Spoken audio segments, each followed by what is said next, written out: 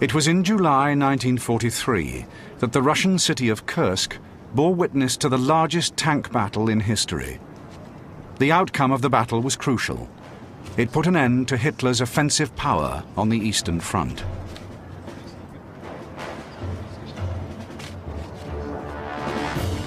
At Kursk, the Soviet army would draw the German forces into a deliberate battle of attrition, designed to grind down Hitler's last remaining attacking strength in the east. The German staff officers could see the danger, but the Führer was blind to it.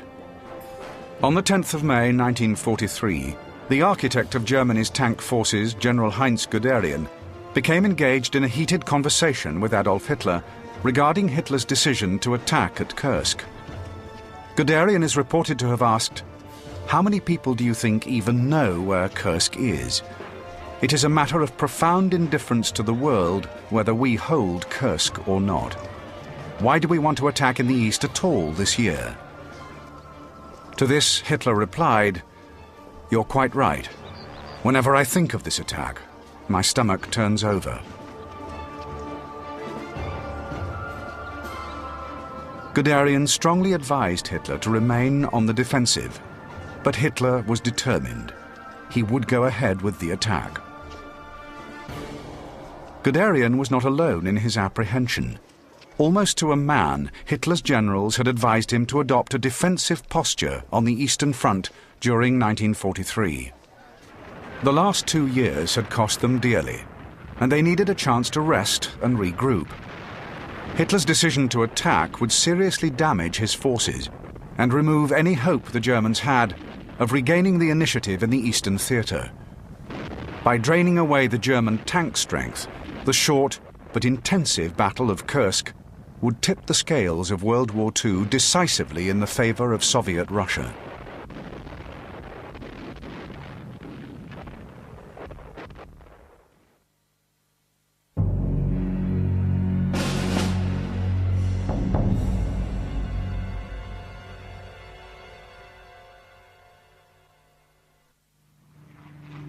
On the 1st of September 1939, Hitler's forces smashed through the Polish frontier. This prompted Britain and France to officially declare war on Germany 2 days later.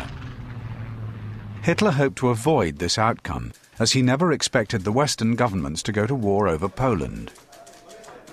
Poland was obliterated in a matter of weeks when Hitler used the blitzkrieg tactic to gain control of the country. Before Hitler could continue advancing eastwards, he knew he would first have to deal with his enemies in the west. By May 1940, the German troops turned their offensive westwards. The war with the West was drastically different to that with Poland, as the forces facing the Germans were modern and well equipped. However, the British and French armies were still relying on tactics used during the First World War, and were totally unprepared for the superior skills and strategy of the Germans. Within weeks, Hitler took control of Holland, Belgium, Luxembourg, and France. The British managed to escape across the Channel at Dunkirk, but were in no position to fight back. Full of confidence after the great victories of 1939 and 1940, Hitler pushed ahead with his plans to invade Soviet Russia in 1941. He held a deep contempt for the Soviet Union and boasted that we just have to kick in the door and the whole rotten edifice will come crashing down.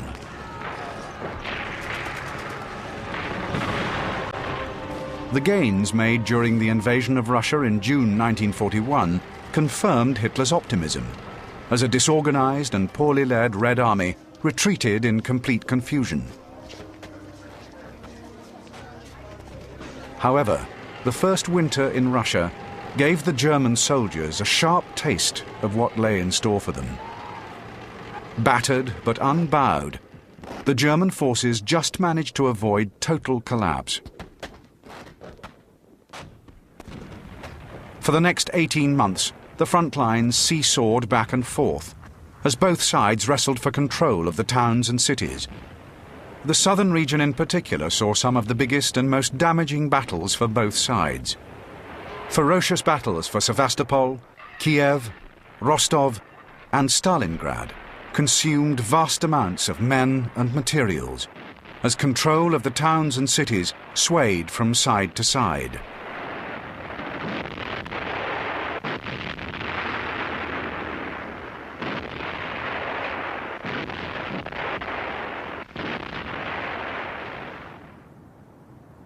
In February 1943, the total defeat at Stalingrad was a disaster for the Germans. But a switch to the strategic defensive might just have brought enough time to regain the initiative in 1944. But Hitler was adamant. He would attack. By mid-1943, the focus of attention would once more be in the south of Russia, where the Germans were to make one more attempt to gain the decisive edge. This was to be the last great gamble in the East, a high noon for Hitler and his hopes for victory.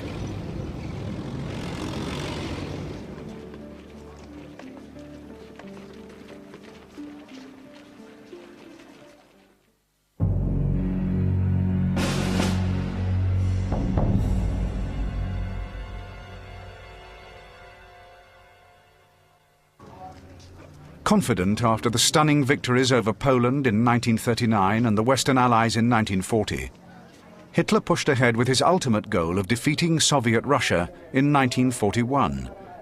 His generals had advised him to wait, for German forces were not strong enough at this stage of the war. They needed more time to prepare.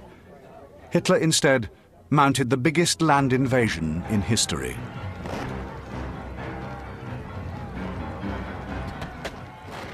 Like his previous campaigns, Hitler expected quick victory, and the mobile warfare tactic was employed once again. By the winter of 1941, however, it was apparent that the war in Russia would be difficult and take far longer than anticipated. The Russians launched a massive counter-offensive during this first winter and almost succeeded in defeating the Germans.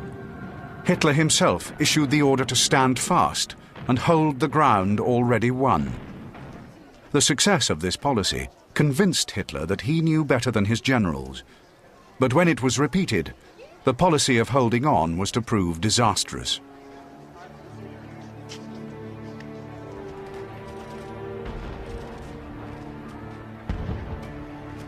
The crushing defeat of the German Sixth Army at Stalingrad affected Hitler deeply, as it came as a direct result of his refusal to allow a withdrawal.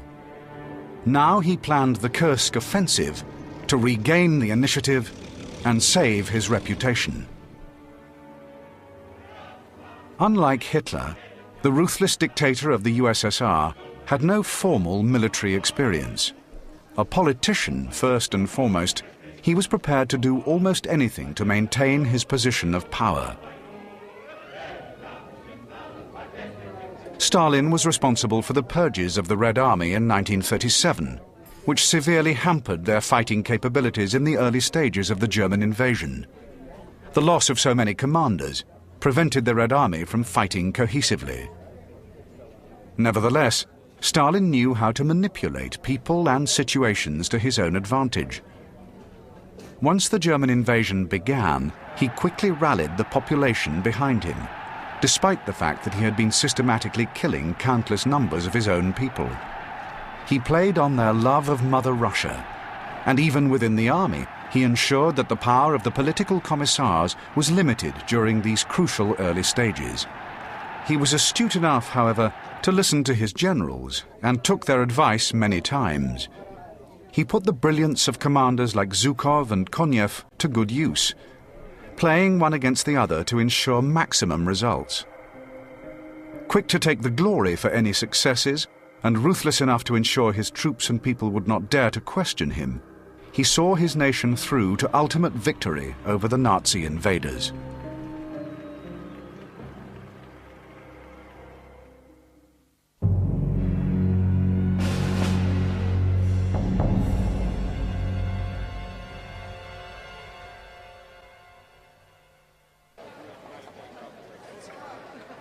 By the spring of 1943, the German army and German nation were still in deep shock over the defeat at Stalingrad.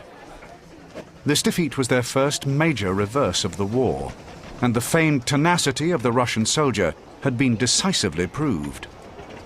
The Russian offensive, launched immediately after Stalingrad, presented the very real danger that the German army would be pushed back even further.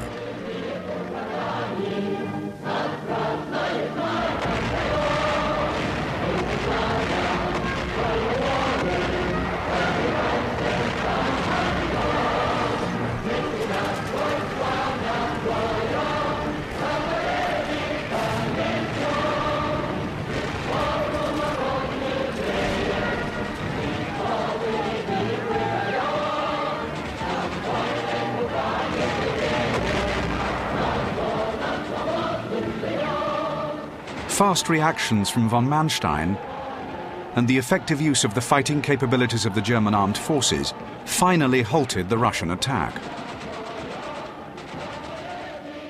The stunning victory at Kharkov, achieved against the odds, became known as von Manstein's miracle. The desperate men of Army Group South had at last contained the Soviet advance. Further north, Army Group Center had held fast and halted the Russian advances near Orel. In between these two areas, the Soviet advances had created a huge enemy bulge, which held large amounts of Soviet men and materials. In the middle of the bulge lay the town of Kursk. Keen to capitalize on the victory at Kharkov, Hitler wanted to regain the initiative in the east. Von Manstein drew up a plan that provided for a similar action to Kharkov, where the German army had first given up ground and had then quickly counterattacked when the Russian lines of supply became overstretched. Characteristically, Hitler rejected the withdrawal phase of the plan, but approved the attacks towards Kursk. This part of the plan was developed by Colonel General Zeitzler, who gave it the final draft, codenamed Citadel. The plan was to advance from the north and south towards Kursk and trap the Soviets in a huge pocket. This pocket could then be systematically destroyed. To make the plan work, however, the attack would have to be launched quickly before the Russians had time to prepare defenses. The initial plan had May as the start date, but various delays forced the start date back to July, by which time the Russians had prepared defensive positions that would present the Germans with formidable obstacles.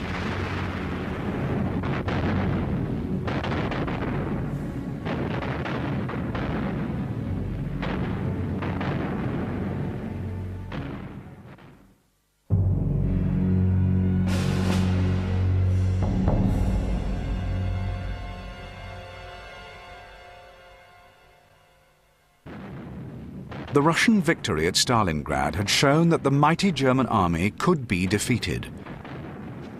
The seemingly endless resources of Russia in both men and machines could and would be sacrificed to ensure the ultimate goal was achieved. The Russian offensive launched after Stalingrad had been intended to build on the recent successes, but what was not expected was the ability of the German soldier to recover quickly. The Russians suffered a surprise defeat at Kharkov in March 1943, just 1 month after the surrender at Stalingrad.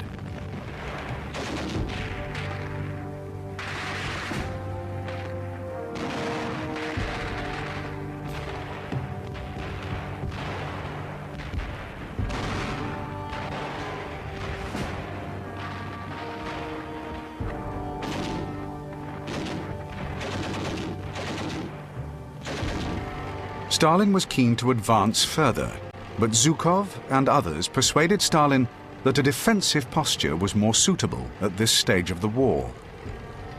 The Russians were also fully aware of the German plans, as they had been receiving information from the Lucy spy ring. This reliable source was fed from Bletchley Park in England. The scientists working at this top-secret location had broken the secret German Enigma code at the start of the war, and had been watching developments very closely ever since. They passed information to the Soviets via an intricate web of contacts situated in Switzerland. Although the Russians never knew the true source of the information, they came to rely upon its accuracy. They were therefore given the dates of the planned German attacks in advance and began to prepare accordingly. massive defensive belts were constructed, with the sole purpose of the destruction of German armor and men. Zhukov, the master tactician, also gathered strong reserves that would be unleashed when the time was right. This well-prepared trap would be the launch pad for the defeat of Germany in the East.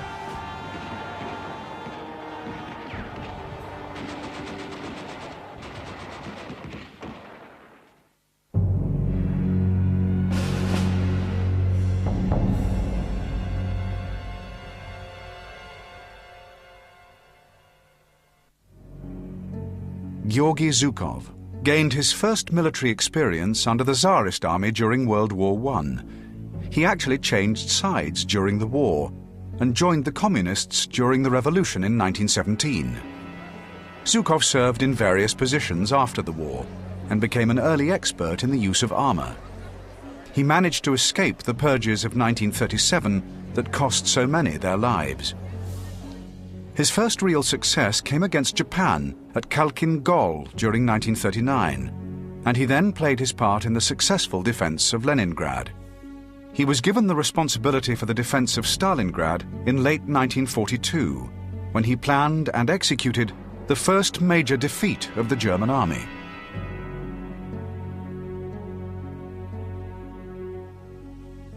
Zhukov was a quick-tempered man who intensely disliked those who failed in their duty.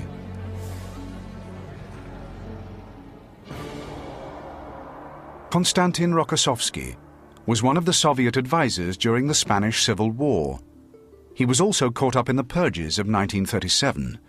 He escaped death, but did spend a period in prison. He was called back into service to help in the defense of Moscow in 1941, and also had the control of the Don front during the Stalingrad battle. He was in command of the Central Front during the Battle of Kursk.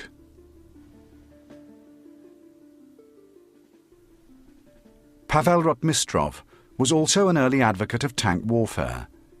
He first had command of the Russian 7th Tank Corps and was involved in the fighting around Rostov and Stalingrad, where he formed his tactical ideas. It was Rotmistrov who first suggested the use of complete armor-only formations. This tactic was adopted, and he subsequently gained command of the 5th Guards Tank Army. A very able commander, Rotmistrov had the appearance of a quiet schoolteacher, but the mind and determination of a brilliant military tactician. Ivan Konev, born in 1897, served the Tsar during the First World War as an NCO. By 1917, he had become a communist and joined the Russian Revolution, serving as a political commissar.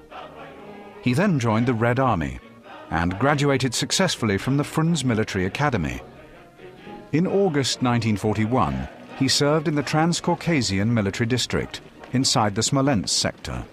In October 1941, he became commander of the Kalinin Front and helped to resist the German drive towards Moscow. Konev made a name for himself as an aggressive and highly competent commander, regarded by many as second only to Zhukov. He was the perfect man to command the steppe front during the Kursk offensive.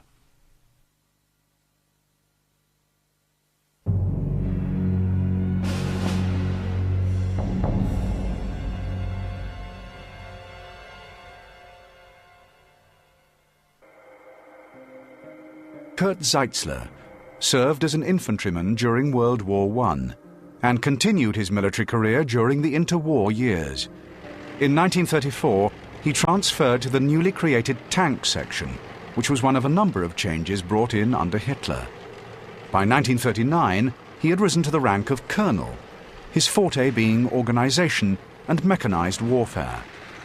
He held various staff positions during the first 2 years of the war, and by 1942, he was serving in the West under von Rundstedt.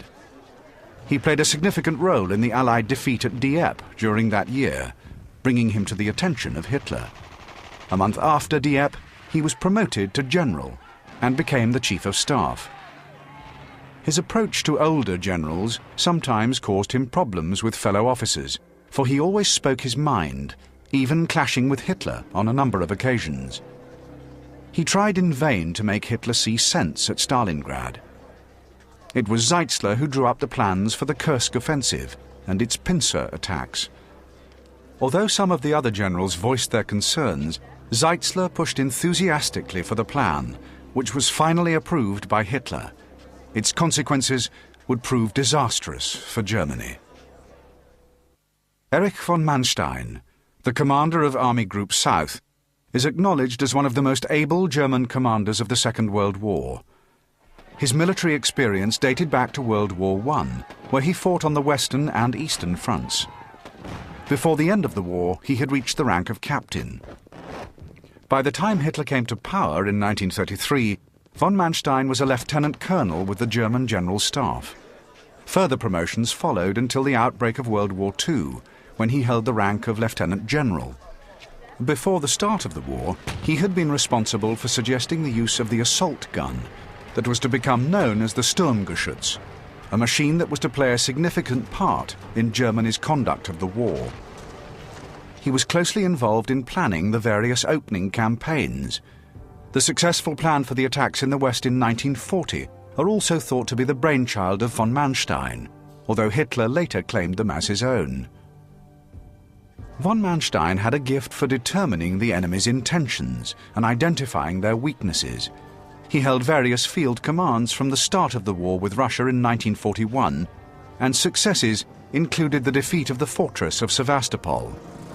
However, the longer the war in Russia dragged on, the more Hitler and von Manstein differed over its execution.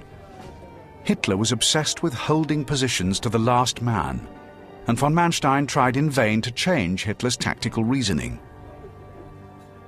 By the start of July 1943, von Manstein was in overall command of Army Group South, which played the major role in the execution of Plan Citadel.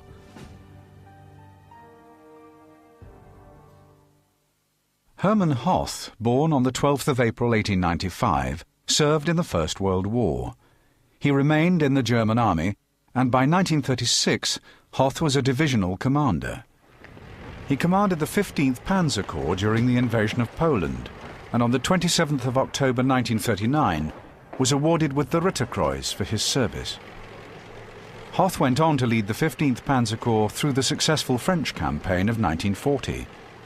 He then led Panzer Group III, later renamed the 3rd Panzer Army, towards Leningrad and on to Moscow, where he almost succeeded in his mission. By 1942, Hoth was commander of the 4th Panzer Army and in action at Stalingrad. His mission was to get the trapped 6th Army out of the city, but the task was virtually impossible, and he failed. Hoth and his 4th Panzer Army went on to be involved at the heart of fighting at Kursk.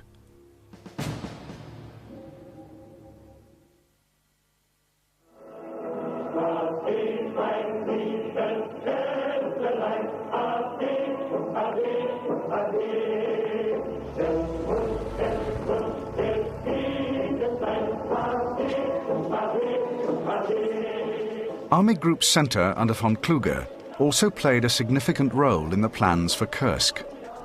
To the north of the salient, von Kluge's army group would serve in the 9th Army that would provide one of the two great pincers designed to snuff out the Soviet salient.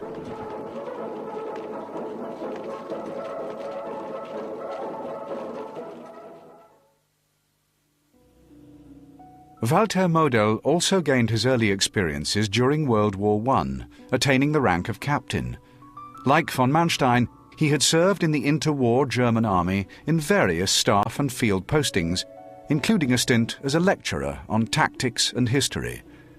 He continued in various posts in the early stages of World War II, and by mid-1940 held the rank of lieutenant general, when he was also given command of the 3rd Panzer Division. Although he was an infantryman through and through, he quickly made it his job to explore the potential of tank warfare. Model constantly visited the front lines and always took a keen interest in the welfare of his men. His division was involved in the titanic encirclement at Kiev and also the attacks towards Moscow. Model firmly believed in the concept of lightning war, and his successes did not go unnoticed by Hitler.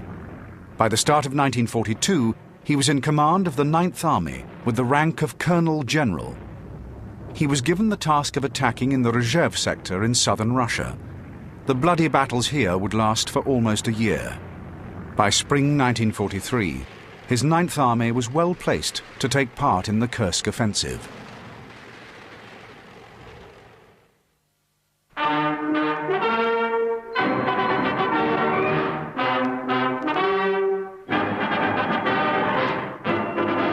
Hitler knew just how vital the coming battle would be and placed a great deal of faith in the new tanks developed for the offensive. General Heinz Guderian had been recalled and appointed to a new position of Inspector General of the Armoured Forces, especially for the Kursk battle.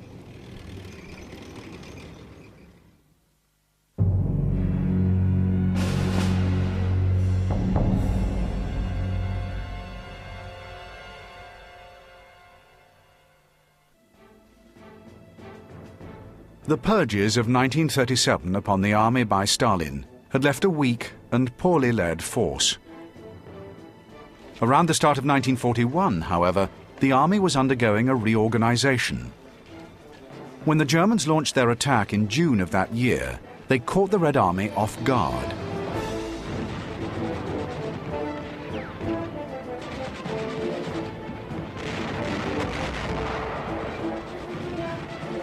The initial advances by the Germans cut deep into the Russian rear areas. In many cases, the Germans found themselves advancing eastwards and also defending westwards, as the retreating Russians caught up with them.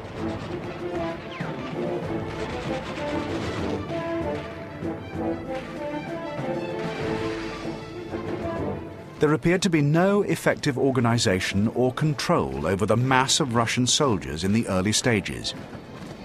As the first winter set in, however, the first signs appeared that things were not going to go Hitler's way. Better adapted to the climate and countryside, the Russian army quickly launched their first offensive that almost succeeded in overrunning the German army. The main drawback for the Red Army was the constant interference by political commissars who instilled fear into every soldier. Often, commanders were reluctant to take key decisions without clear instructions from much higher up. This directly affected the course of the fighting, and may have contributed to some of the Red Army's defeats. The Russian soldier was also dealing with new tactics being employed by the Germans. What was more, the Red Army suffered many problems of supply, and the loss of vital industrial regions and the relocation of factories further east hit production hard. As the war progressed, the Red Army became better equipped and more able to cope with the superior skills of the German army.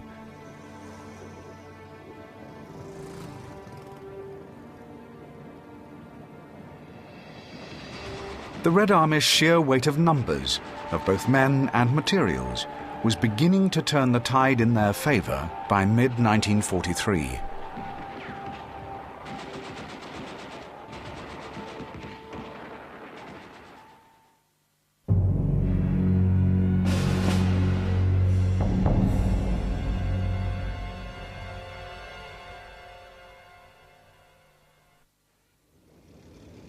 The Russian soldier had the backup of plentiful tanks and planes, and they did not appear in the bewildering array of different types used by the German army. The most widely used battle tank was the T-34. This tank made its battlefield debut in 1941, soon after the Germans poured over the Russian border. The Germans had no prior knowledge of the T-34, and they quickly learned to respect it. The T-34's design, which remained largely unchanged throughout the war, was simple and crude, but highly practical. It had excellent sloping armor, which, although only 45 millimeters thick, increased its protective capabilities. It had wide tracks that were well suited to the Russian countryside and the worst of the Russian winter. The armaments on the version used at Kursk were a 76 millimeter dual-purpose main gun backed up with 3 7.62mm machine guns. It was powered by a very reliable diesel engine and gave a top speed of 33 miles per hour. It weighed around 26 tons and had a 5-man crew. The downside was the poorly designed turret that had to be traversed by hand. It was also very cramped, with rudimentary radio communications.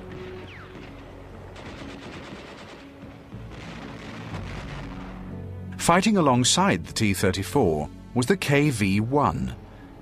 This was a heavier tank, weighing in at over 43 tons, which also had a 5-man crew. The reliable diesel engine produced a top speed of 22 miles per hour.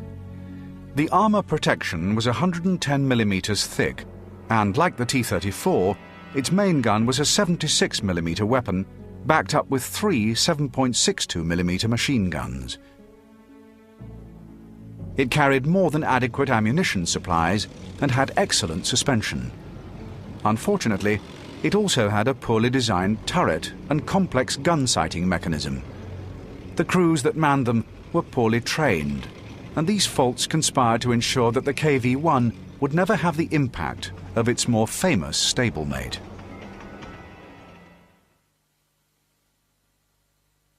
Kursk is famed for its large tank battle, but equally as ferocious was the aerial war that raged overhead.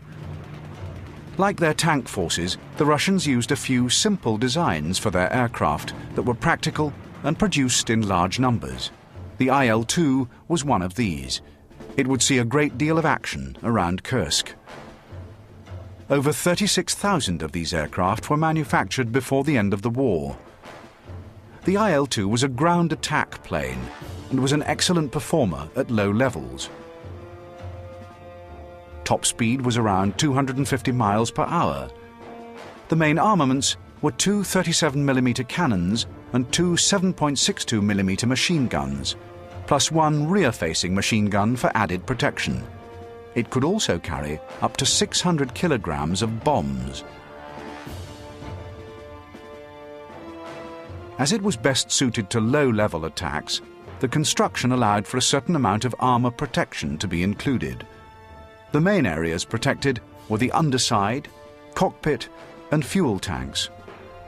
From its introduction in 1941, the plane was involved in most of the fighting on the Eastern Front.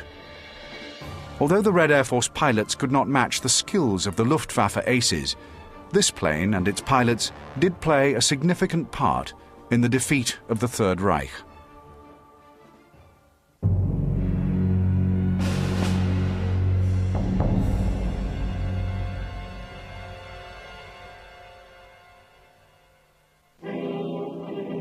The Nazi propaganda machine had described the Russians as subhuman.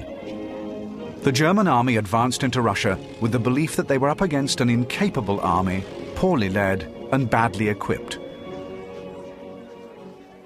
The first 6 months of the war produced evidence that this was indeed the case. However, as 1942 began, the Red Army started to show its true abilities.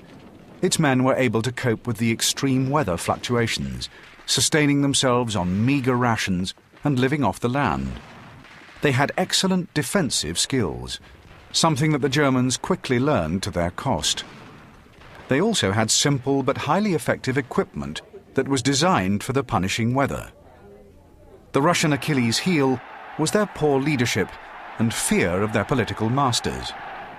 The tactics employed paid no heed to the cost in human lives, and penal squads and summary executions were widely used in an attempt to gain objectives. The overriding motivation of many of the men was their love of Mother Russia. Despite all of the hardships and demands placed upon them, their resilience and determination would see them through to victory.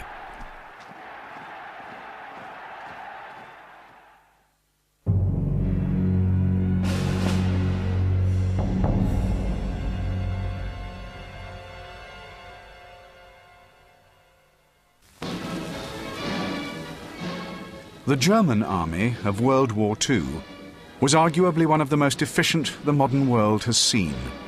Superbly led by capable leaders such as Guderian, Rommel, Model and von Manstein, they achieved victory after victory in the first years of the war.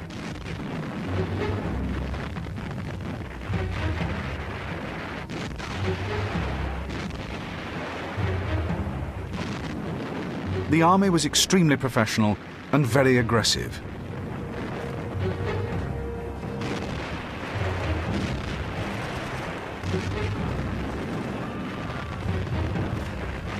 Expert training saw the Wehrmacht employ new and far-thinking tactics with devastating results. These tactics helped them defeat numerically superior enemy forces and secure almost impossible objectives. For 2 years, their combined tactics and training would take them from Poland to the shores of France and then on to the banks of the Volga at Stalingrad, defeating every enemy along the way.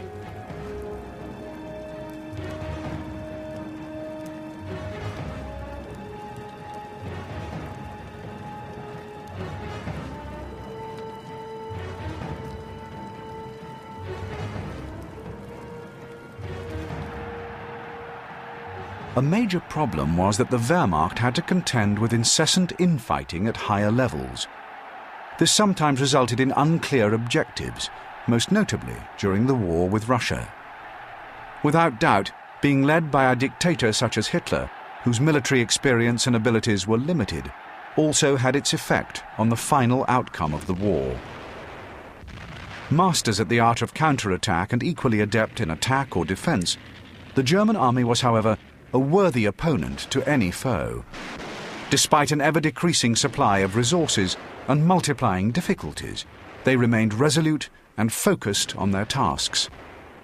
The heavy defeat at Stalingrad had deeply affected them, and the fact that they quickly recovered and managed a stunning victory at Kharkov is evidence of their capabilities.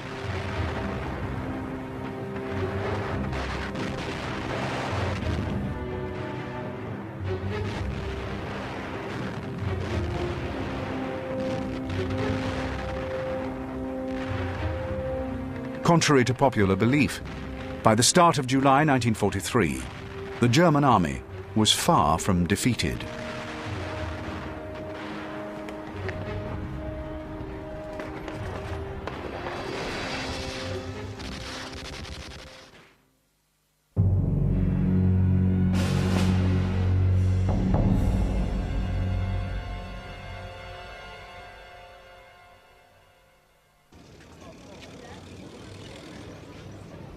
The arrival of the formidable T-34 onto the battlefield caused the Germans to revive some of their pre-war plans for heavier tanks.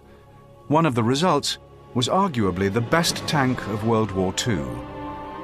The Panzer Mark V, or Panther, weighed in at 45 tons. It had a 5-man crew protected by 120mm sloped armour. This tank was armed with a superb 75mm L-70 main gun with 2 7.92mm MG-34 machine guns as backup. It could produce a top speed of 30 miles per hour. It was rushed through production to ensure that it was ready for the Kursk offensive. Hitler placed great hopes on the Panther and delayed the start of the battle to allow for its production. The early models were plagued with mechanical breakdowns that would have serious consequences for the troops at Kursk. But once the design problems were rectified, the Panther tank became an excellent weapon.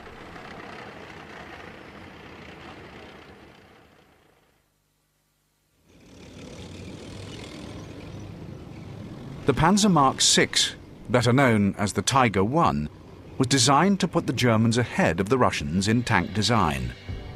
The result was a machine that weighed in at a huge 55 tons. Its 5-man crew was well protected by 110mm thick armour.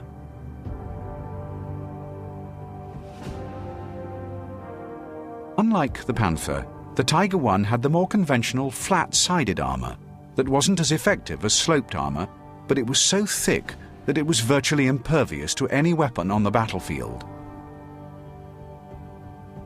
The Tiger's main armament was the phenomenal 88mm gun, capable of destroying anything it came across at ranges up to 2,000 meters. The close support weapons were the standard 2 MG-34 machine guns. The 21-litre engine produced a top speed of 24 miles per hour.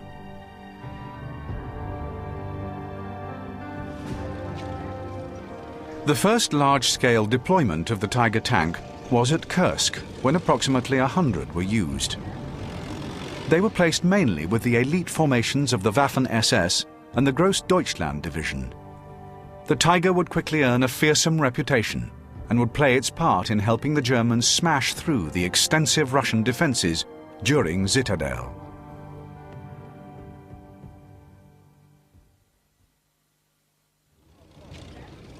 This heavy tank destroyer appeared after Ferdinand Porsche's design for the Tiger I was turned down.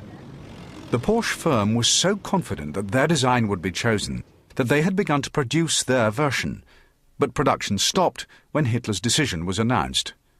Rather than waste those that had already been constructed, they were put to use. Hitler had also ordered the design of an assault weapon that could mount the longer L-71 version of the 88mm gun. The Tiger I was incapable of doing this, so the 90 Porsche chassis were chosen. The resulting weapon, Ferdinand, weighed in at a colossal 68 tons and required a crew of 6 men. The armour protection was provided by 200mm of steel plate. The top speed was only 12 miles per hour. The Ferdinand was rushed through the production stage with very serious consequences for the crews manning them and the infantry who were relying on them during the fighting.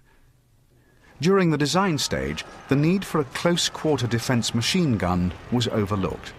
The suspension was not adequate to support the weight of the tank destroyer, with the result that the vehicle easily bogged down. These flaws helped to ensure that the battlefield debut of the Ferdinand was a failure.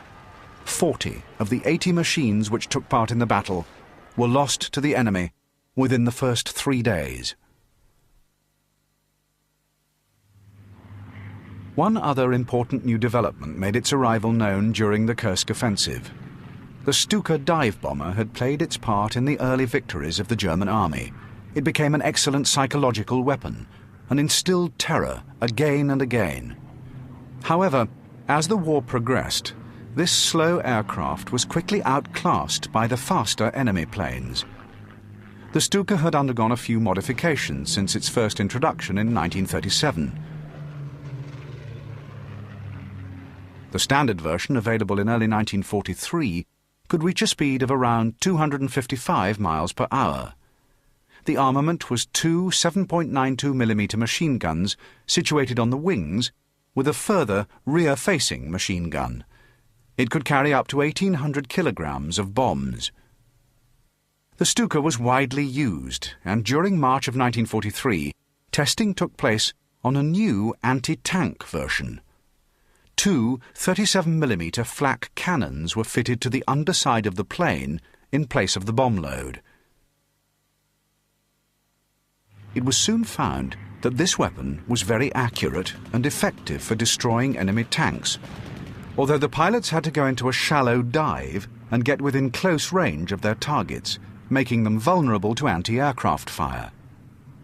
The use of this new weapon became the responsibility of some of Germany's best-known pilots, among them Hans-Ulrich Rudel, an accomplished airman who held Germany's highest award for bravery. Rudel, and the pilots like him, put the new tank-busting variant to good use and quickly chalked up a high number of enemy tank kills.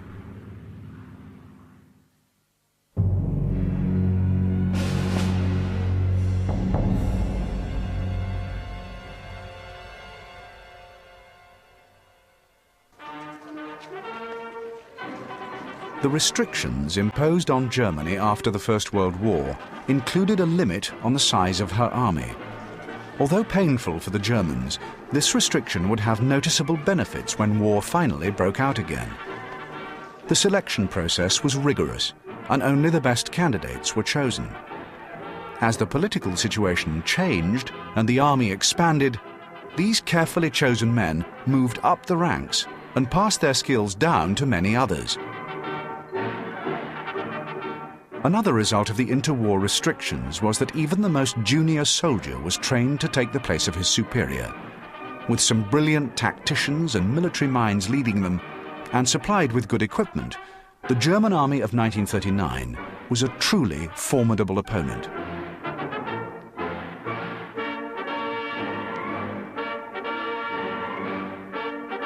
unleashed into Poland in September of that year, the skills learned were put to good use. Quick, decisive campaigns followed, one after the other, over the next 18 months. The average German soldier that crossed the Russian border in June 1941 was a well-trained, battle-experienced, and very capable man. Determined and professional, the German soldier of World War II would prove his ability again and again.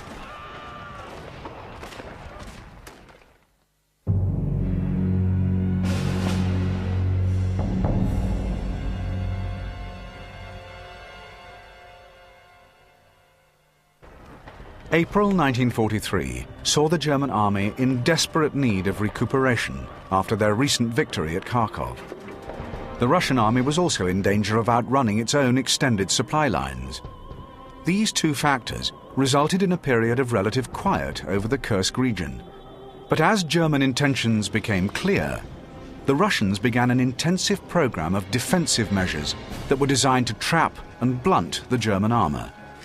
Thousands of anti-tank guns were built into defensive lines in great depth, and millions of anti-tank mines were laid. Both sides prepared for the coming clash throughout May and June 1943. Expectations were high. Both believed that they could achieve a decisive victory, but the commanders of both sides were apprehensive. They could sense the importance of the forthcoming clash and could see how its outcome would affect the future course of the war.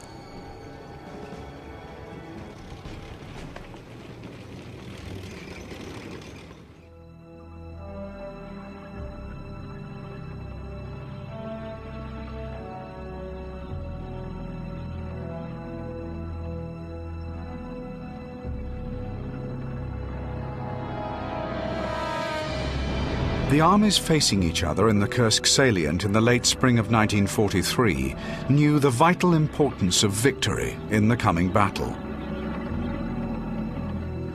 The halting of the Russian offensive in March had brought a lull to the southern sector of the Russian front, an area that had seen horrific and savage fighting for more than 6 blood-soaked months.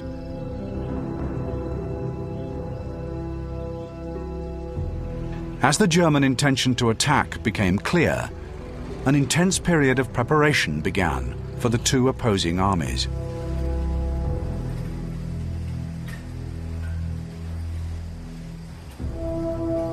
The halting of the German advances at Stalingrad seriously affected German morale. But the stunning victory in the face of defeat at Kharkov in March 1943 helped to restore faith in the task at hand. The Russians were keen to make the most of their Stalingrad victory and were confident that they were finally starting to defeat the German forces. Their plans suffered a setback at Kharkov. And after this intensive battle, both sides drew their breath and prepared for the next phase of the struggle. The lull that descended over this region allowed the plans to be drawn up and the preparations to begin. Neither the Russians nor the Germans had infinite resources, and it was imperative that one side or the other secured a decisive victory. Hitler and Stalin, Zhukov and Manstein knew how critical the situation was, and they began to put their plans into action.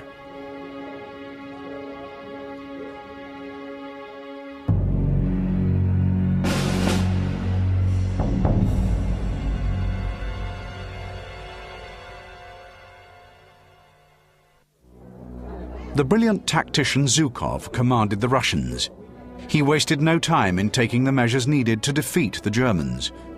After all, he was familiar with the tactics employed by the invaders and had been instrumental in their biggest setbacks to date.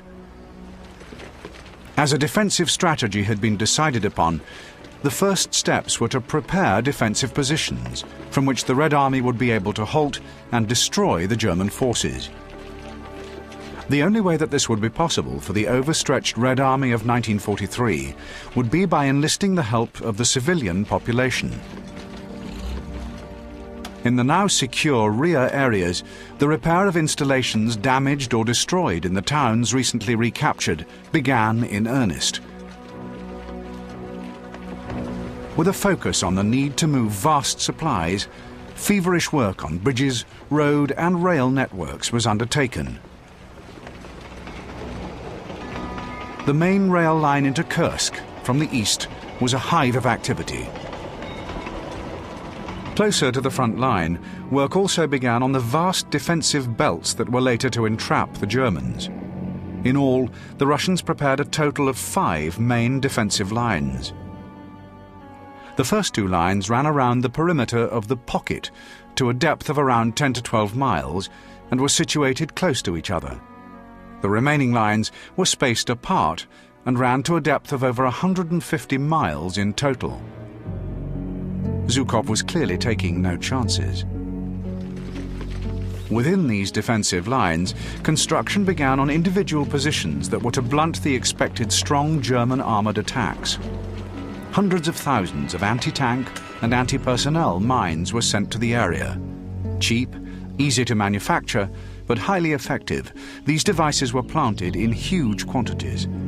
Estimates suggest a figure of up to 5,000 mines per mile of front. Other tried and tested measures, such as anti-tank ditches and barbed wire, were also widely employed. The intention was to draw in, hold up, and then destroy the attacker. Overall, it was an excellent demonstration of what could be achieved by the effective use of the engineering skills and materials at hand.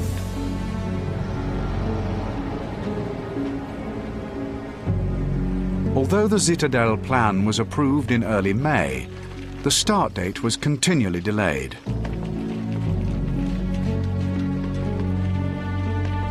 Hitler's desire to leave no room for error saw him postpone again and again. Various factors caused these delays. One was the production of the new Panther tanks. These delays only helped the preparations of the Russian defences, that were very apparent to the German reconnaissance aircraft that flew over and photographed the area countless times. All the while, the highly efficient Lucy spy ring continued to feed the Soviets with accurate information, telling the Soviets exactly where and when the Germans would strike.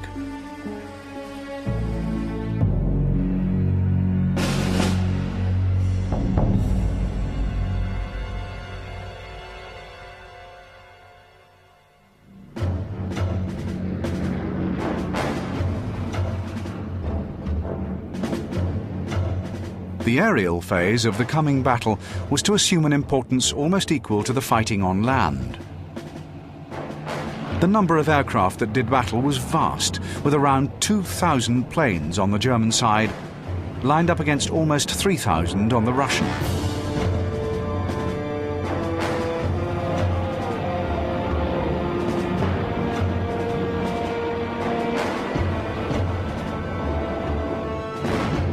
The Russian Air Force had improved steadily since the 1941 German invasion, and they were, by this stage of the war, a well-equipped and well-organized force. They had also managed to gain a vital numerical superiority over the Luftwaffe.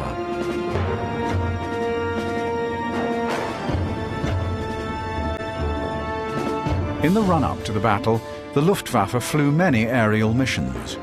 During June, they destroyed over 300 Russian planes by various means.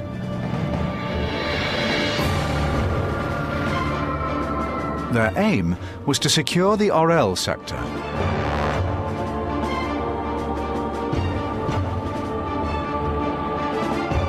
As the battle got underway, the Luftwaffe became heavily involved.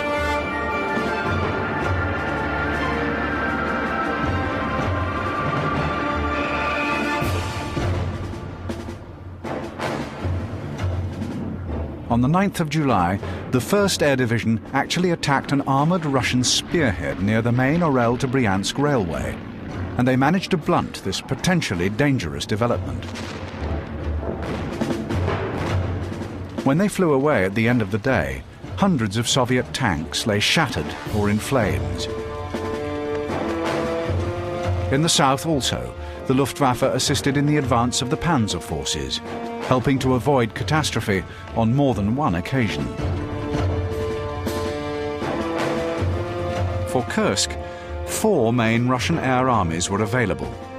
The 16th Air Army was responsible for the northern sector of the pocket, and the 2nd Air Army provided cover in the south. Nearby was the 17th Air Army, with the 15th Air Army situated further back. The number of planes available to the Russians was evenly split 3 ways. Approximately 1,000 bombers, 1,000 ground attack, and 1,000 fighter planes were available for the coming clash. Facing the Russian pilots were 2 German air groups. Luftflotte 6 was situated with Model's forces of Army Group Center in the north, whilst Luftflotte 4 was placed near Hoth's 4th Army in the south. The disposition of the German air groups in this area produced a ratio of 2 bombers to 1 fighter. Like all parts of the German armed services, the Luftwaffe had suffered massive losses over the previous 2 years. The numerical superiority enjoyed by the Russians also severely hampered German attempts to retain control.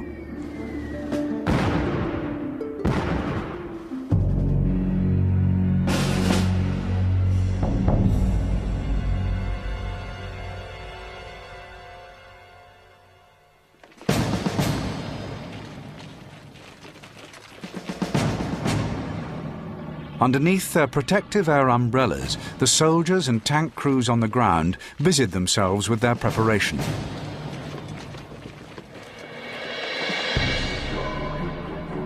Zhukov poured huge amounts of men and materials into the area, and great emphasis was placed on the use of artillery.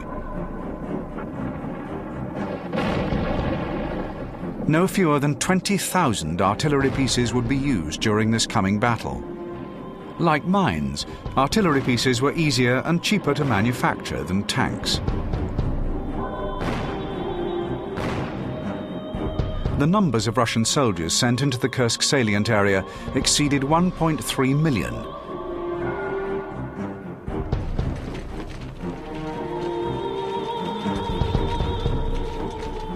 In the north of the salient was the Central Front, under the command of General Rokossovsky.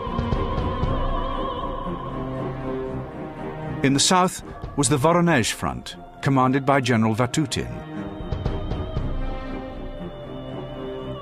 In reserve behind the salient was the Steppe Front, under the control of General Konyev.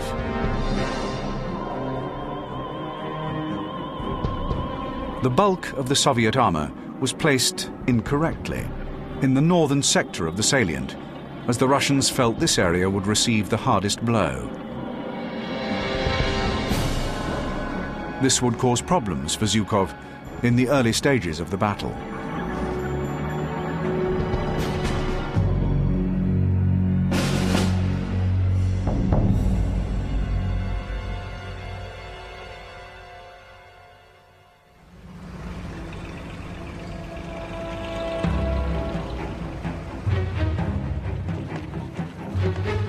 Some 900,000 German soldiers were committed to the Battle of Kursk.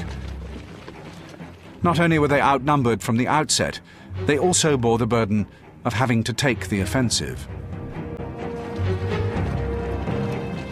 The German forces were positioned under the personal supervision of Hitler. From the Army Group Center, the 9th Army in the north, under Field Marshal Model, had 5 corps to call upon. In the sector of Army Group South was General Hoth's 4th Panzer Army. To Hoth's right were Army Detachment Kempf.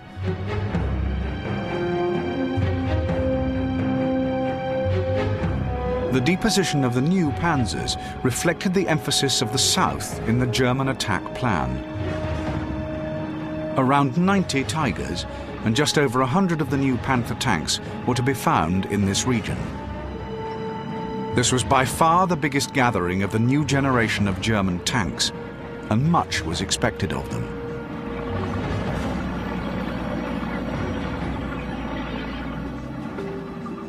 The plan of attack was simple. It was to smash through the Russian defences and meet behind Kursk.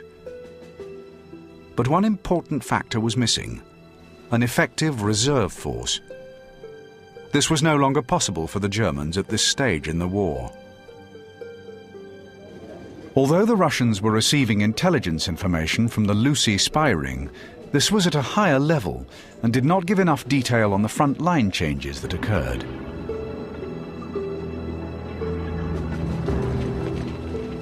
The sheer sizes of the opposing armies involved made it impossible to conceal them effectively. The increasing aerial armada was put to good use as extensive reconnaissance from the air was carried out.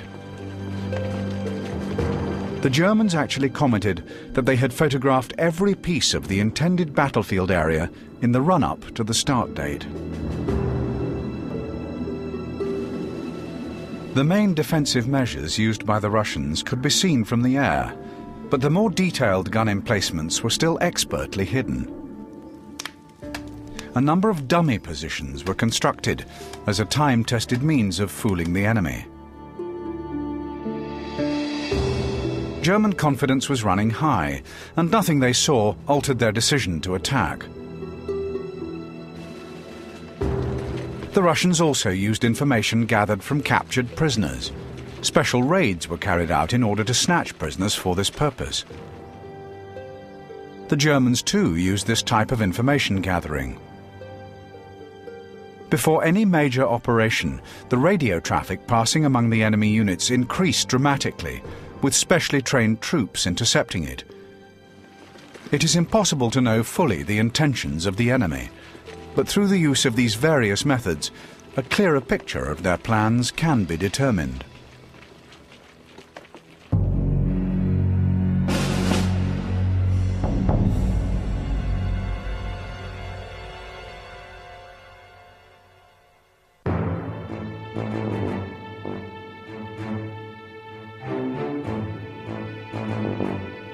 By the 5th of July 1943, everything was in place. The vast quantities of men, tanks, ammunition, guns and planes were in their positions. Every person, from the infantry right up to army group commanders, was in a state of anticipation and excitement. The reliable information provided to the Soviet sources revealed the date and the time of the German attack, which was further confirmed by captured German prisoners. Zhukov therefore planned a huge preemptive artillery strike against the German positions. The aim was to catch the Germans as they began to assemble, and thus deliver a severe psychological blow to the enemy, even before a shot had been fired. In the central front area, the Russian artillery opened up, and for almost an hour, hundreds of guns fired towards the suspected enemy emplacements.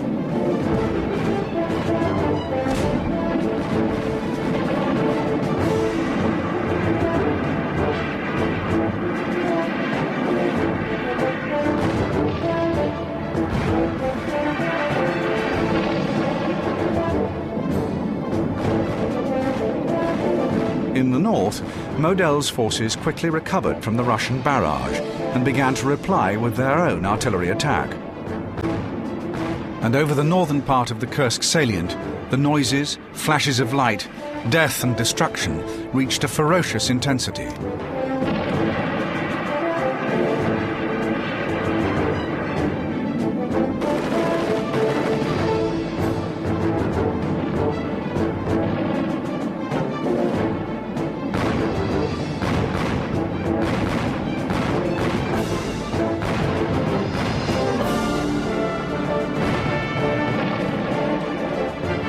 The actual losses suffered by both sides were not as high as expected.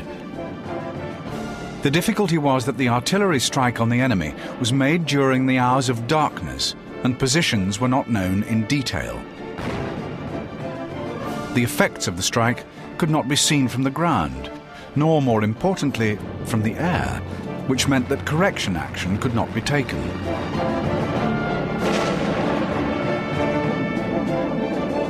Zhukov had taken a gamble by ordering the artillery strike, and it was soon discovered that the results fell short of expectations.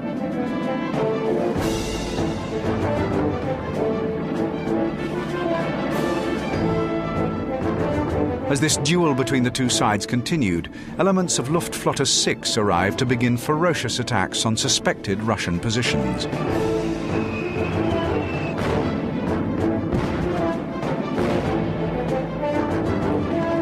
Amid the thunder of exploding shells, the German infantry and panzers moved out against the enemy lines. Almost immediately, Model's troops ran into the well-prepared Russian killing zones.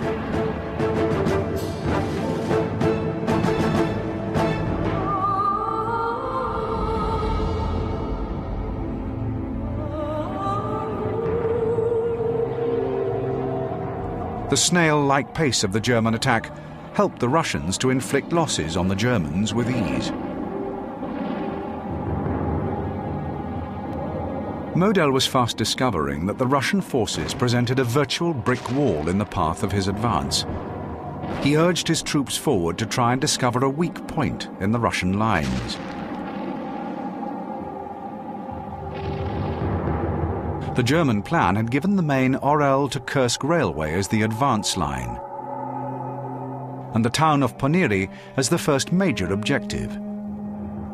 But this was changed as the strength of the defences became clear, and the main emphasis of the attack was shifted towards Olkhovatka, further west. The first day's fighting had achieved an advance of only 6 miles.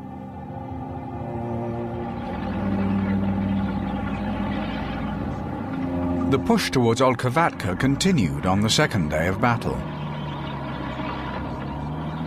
The enemy defences near Ponyri on the left flank were too strong for the Germans to achieve a breakthrough, and Model had to push on in any direction possible. Russian reserves had been moved towards this area during the night of the 5th of July, and they began to commit themselves to the battle on the 6th.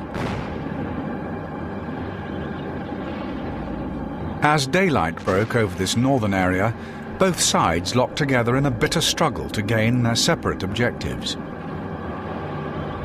The Tiger tanks of the 505th Schwere Abteilung were fully committed to the battle by the anxious Germans.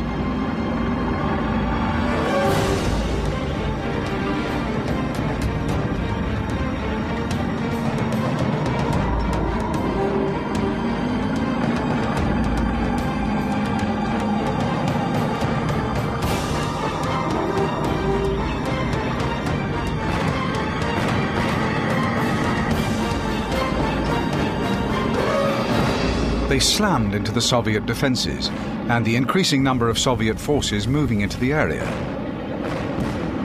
but made limited headway as the defensive measures employed by Rossikovsky had been well planned. They had to cope with the infantry's T-34s, anti-tank guns and anti-tank rifles. Slowly, the Tiger tank losses mounted, reducing their effectiveness and, more importantly, their influence on the battle. Russian aircraft had also begun to make their presence felt by attacking German targets.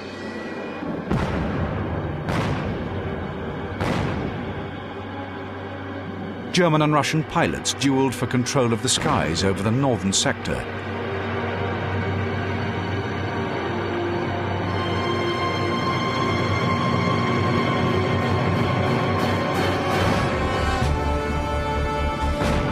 The Soviet defensive wall in the northern part of the salient slowed Model's advance to a mere crawl. These delays kept his forces contained within a relatively small area, thus helping the Russians to plan effective countermeasures.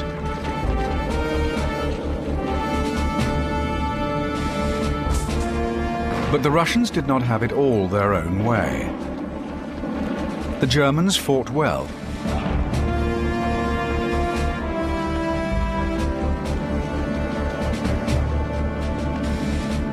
Luftflotte 6 flew countless sorties over the northern part of the battlefield and helped to inflict losses on the ever-increasing number of Russian forces moving into the area.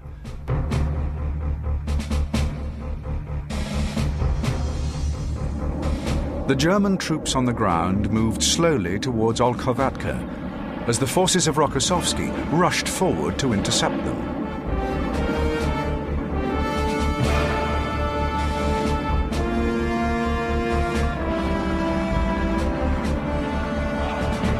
Model's forces managed to take control of Ponry on the left flank and also the town of Teploi on the right flank.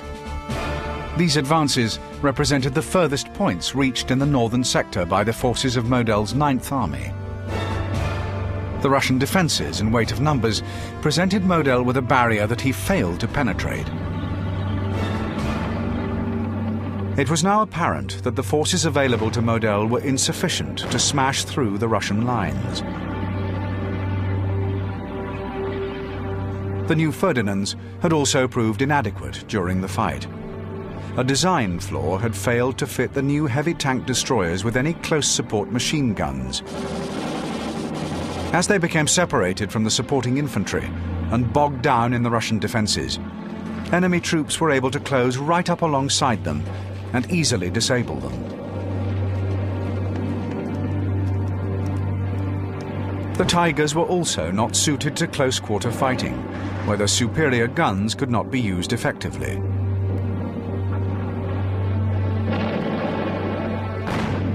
Ferocious battles raged over the area as both sides sought an advantage, but none was gained. The area descended into stalemate over the next few days. The total distance covered by Model's 9th Army in the northern sector of the Kursk salient during Citadel was around 12 miles. The capture of Kursk, if achieved, would not be sufficient to defeat the Russian forces in this area.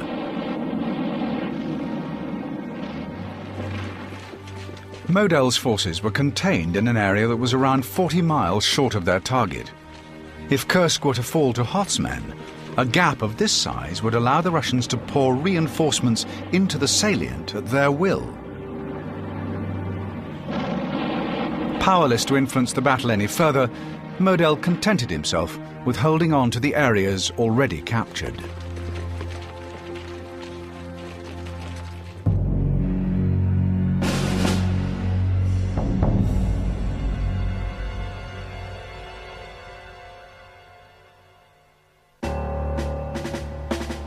The German forces in the north had been stalled.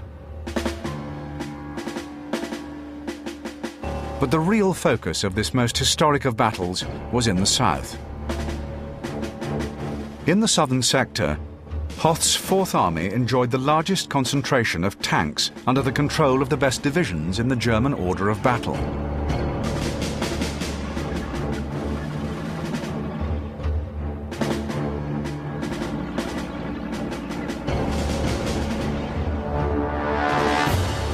The 4th of July 1943 saw a different start for Hoth's 4th Panzer Army. Hoth decided to jump ahead of the planned start date of the attack. Aircraft from Luftflotte 4 began the attack on the enemy-held positions, followed by a German artillery barrage. As this barrage lifted, the infantry and tanks moved forward to engage the enemy, and throughout the day, the front line was pushed back in favor of the Germans.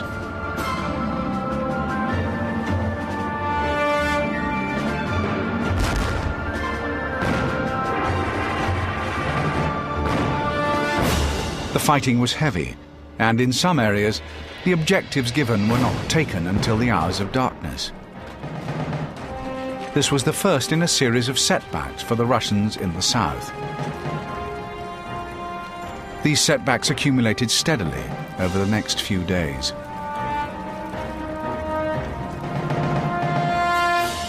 The 5th of July began with the 4th Panzer Army in control of the vital high ground.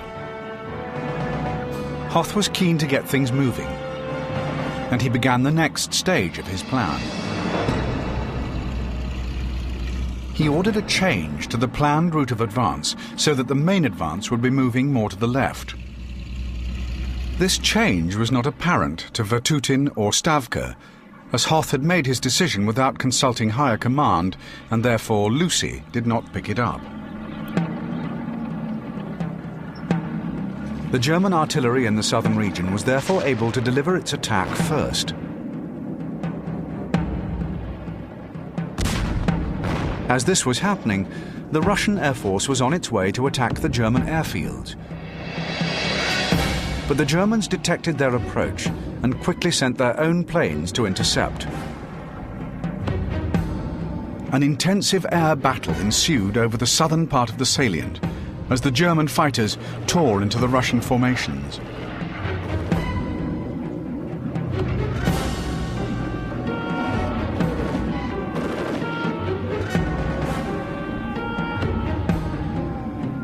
At the end of the engagement, the Luftwaffe of Luftflotte 4 was in control of the air. Against this backdrop, the panzers moved forward.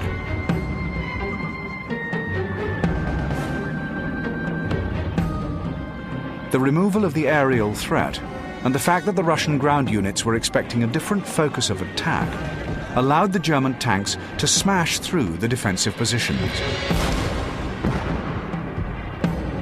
The Russians realized that they were wrong in their estimates of the disposition of the enemy armored foundations,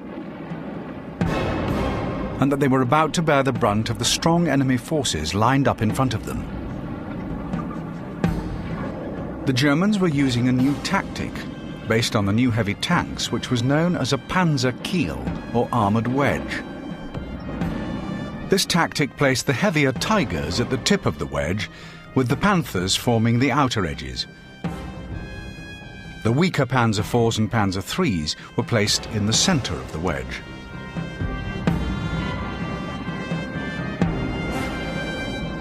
The Russians were not prepared for the rate of the German advances.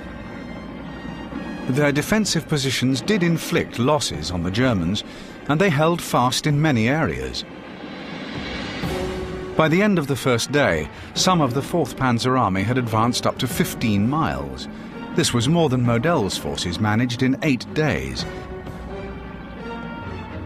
It could have been much further, but late changes of orders meant that insufficient time had been left for mine clearance. An enraged General Guderian watched as many of his priceless German Tigers were needlessly destroyed by mines.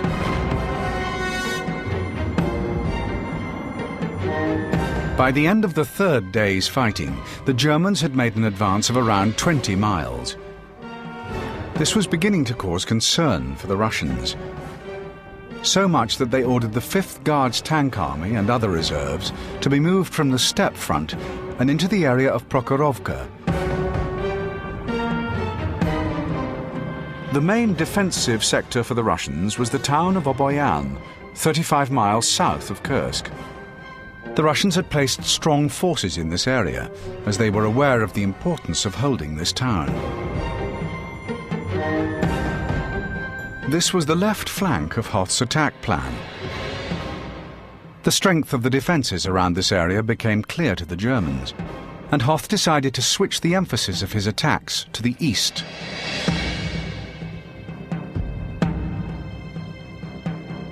The Sel River, which runs between Oboyan and Prokhorovka, became the focus for the SS Totenkopf division. The SS Liebstandarte division would take the centre, and the SS division Das Reich would hold the right flank. By the time they got to Prokhorovka, the Russians had already placed their reserves. The ferociousness of the preceding day's fighting was about to be dwarfed in scale and intensity.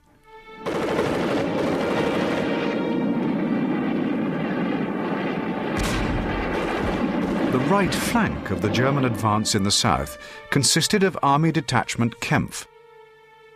To start with, they would advance directly east, below the town of Belgorod. They would then change direction and advance north to link with the 2nd SS Panzer Corps. The first obstacle for Kempf's men was the Donets River, which ran through Belgorod and along the front of the planned route of advance.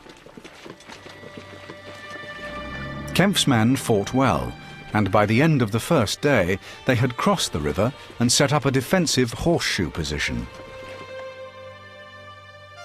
Their advance continued over the next few days, despite increasing resistance. Hoth's plan envisaged a link-up between his men and Kempf's men around Prokhorovka, a move that would have put the Germans in a very strong position.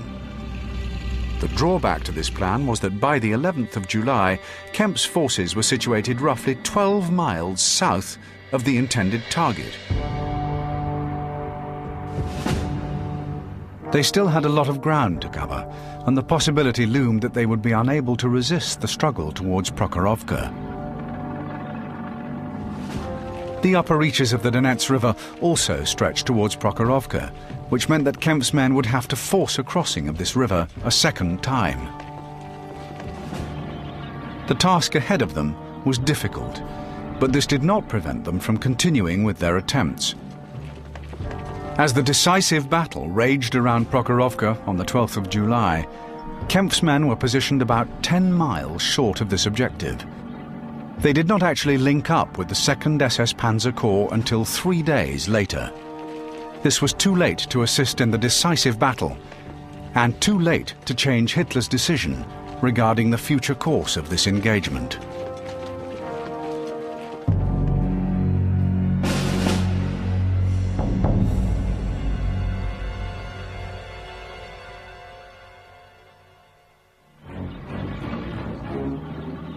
The two armies were now on a direct collision course.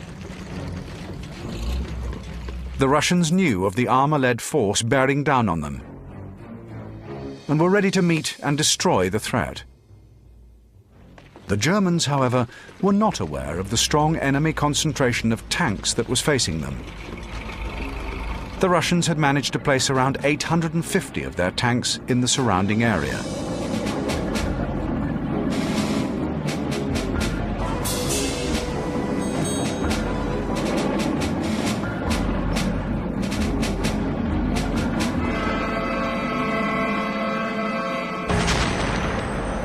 The Germans had around 300 usable tanks advancing directly in the battle zone, with a further 230 fighting to their left. Hoth felt that he had inflicted serious losses on the Russians and was expecting a quick victory that would open the way for a rapid advance. The Russians knew it was vital to hold on and move their important reserves from Konyev's area to Prokhorovka. The dawn of the 12th of July would see an unprecedented clash of tanks that would decide the outcome of the whole campaign.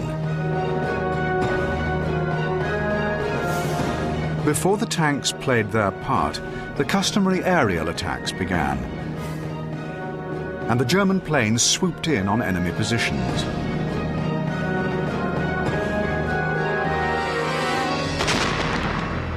The next stage was an artillery attack, delivered by the Russians towards the German lines. And while the shells rained down, the Russian tanks broke out of their positions. This move coincided with the start of the German tank advance.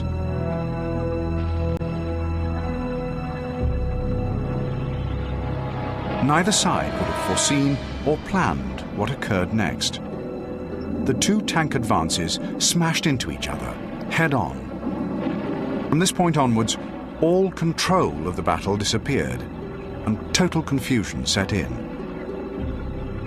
The planes and artillery that would have usually joined in the battle were rendered impotent, as the close proximity of the machines and the swirling dust clouds made it impossible to tell friend or foe apart.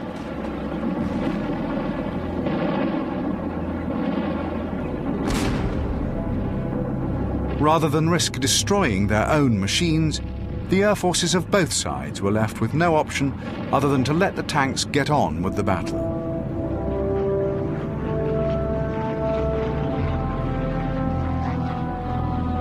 The German Tigers and Panthers could not make effective use of their long-range guns, and to their horror, they discovered that the Russian tanks were able to penetrate their armor at this short range.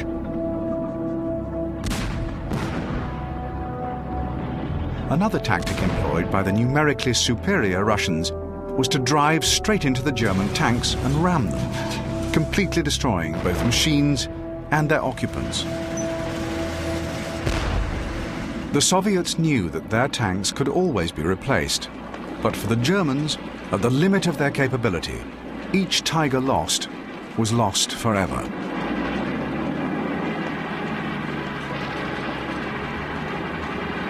As the Germans desperately sought a line of advance through the storm, the failure of Kemp's forces to reach the battle area was having deadly consequences for them.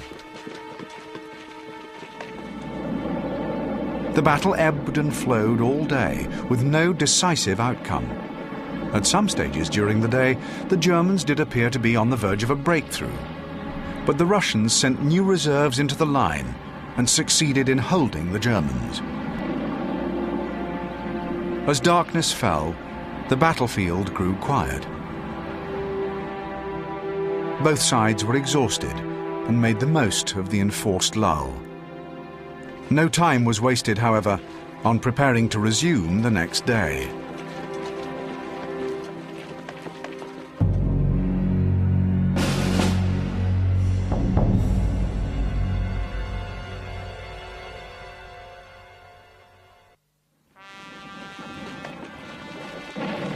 The short climax to the Kursk offensive resulted in the end of Germany's successes in the east.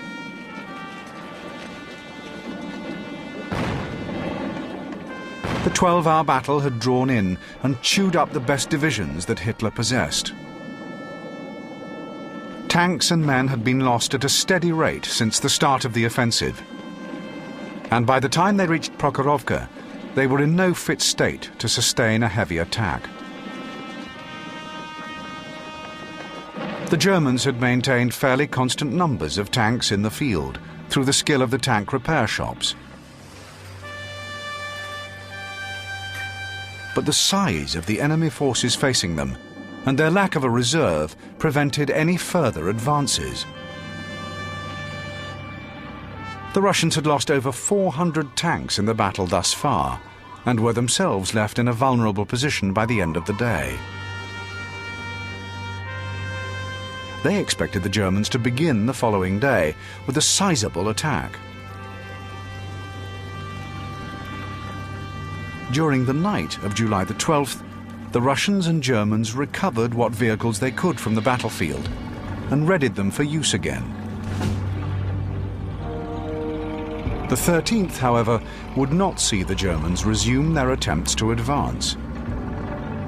It would actually see a direct Führer order calling off the Citadel offensive. The order to call off the attacks surprised von Manstein, as he could sense the cracks beginning to appear in the Russian defenses. One of the main reasons for the postponement of Citadel had nothing to do with the Russian front. It was the recent Allied invasion of Sicily, which took place on the 10th of July.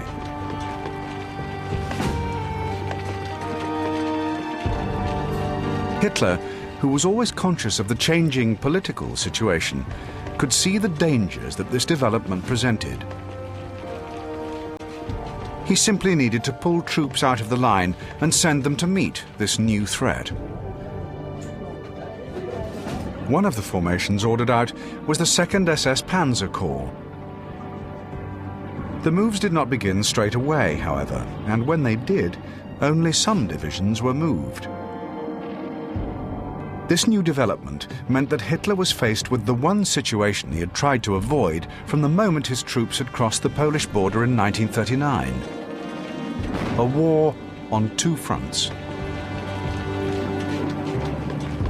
From this point onwards, the war would not be fought on Hitler's terms, but on the terms of his enemies, who were growing stronger with each passing day. From now on, they decided where the next battle would be fought. This left Hitler powerless to do anything but move his decreasing forces to meet each new threat.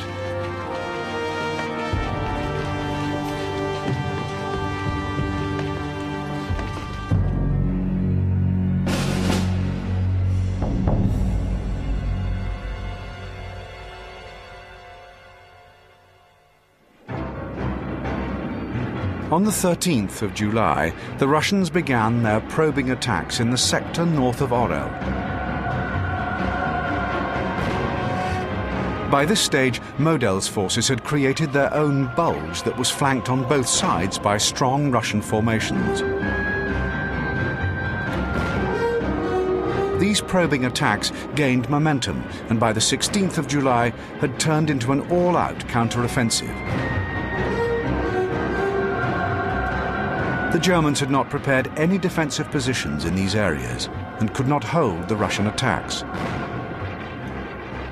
The Russians were fighting over familiar ground and had the benefit of being able to use their rested formations from the Bryansk and Western fronts. They steadily pushed Model's 9th Army back in the north to the Hagen defensive line.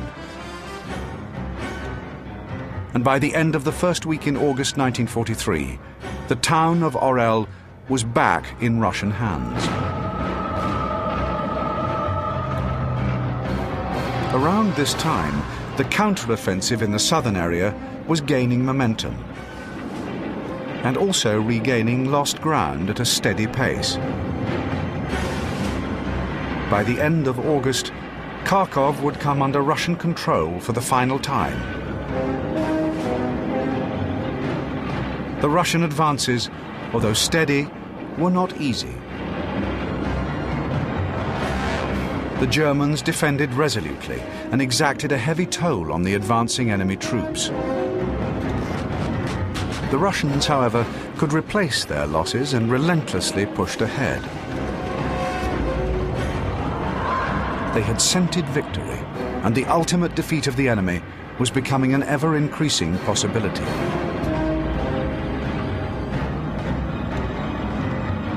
One of the main purposes of the Citadel offensive was to straighten the line for the Germans and free up much-needed troops for the Allied invasion expected in the near future. By the end of August 1943, the front line had been straightened. The only problem for Hitler was that it was 100 miles in favor of Stalin's troops.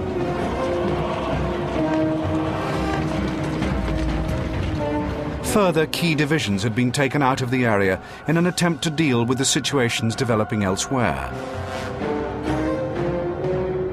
The Russian front had become little more than a holding action, where each new threat had to be countered in the best way possible. The rotten edifice that Hitler spoke of in his planning of Barbarossa was a fantasy. The reality was a strong and determined country that would swallow millions of his troops in the titanic battles that raged from June 1941 to May 1945. Battles that ended at the very doors of Hitler's bunker in Berlin. Hitler had placed everything on one last throw of the dice. The gamble would ultimately mean the end for his beloved fatherland and divide the rest of Europe for 45 years.